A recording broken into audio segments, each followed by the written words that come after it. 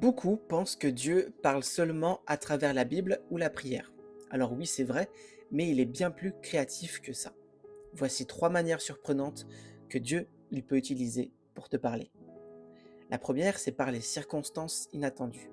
Ça peut être un retard, une porte fermée, une rencontre par hasard. Toutes ces choses ne sont pas un accident.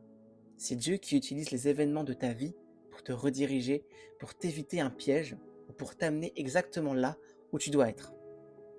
La deuxième manière, c'est par la paix intérieure ou l'absence de cette paix. Quand tu hésites sur une décision, écoute ton cœur.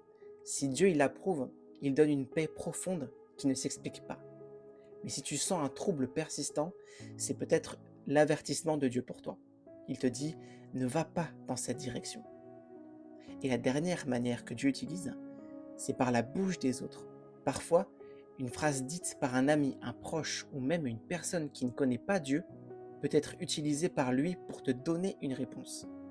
Donc dans l'histoire de Samuel par exemple, c'est Élie qui a reconnu que la voix que le jeune garçon entendait, c'était Dieu. Et donc, ça nous montre quoi? Que Dieu place des gens sur ta route pour confirmer ce qu'il te dit. Donc Dieu, il parle plus souvent qu'on ne le pense. Et le vrai problème, ce n'est pas que Dieu se tait, c'est qu'on n'écoute pas. Et si aujourd'hui, il essayait déjà de t'envoyer un message à travers ce que tu vis, qu'est-ce que tu penses de cette question? Est-ce que ça t'amène à réfléchir? Laisse-moi un commentaire, laisse-moi un like. Et si tu veux plus de partages comme celui-là, tu peux aussi venir dans le lien qui est dans ma bio juste au-dessus. On partage la parole de Dieu pour mieux comprendre comment pratiquer notre foi aujourd'hui. Je te souhaite une excellente journée. Au revoir.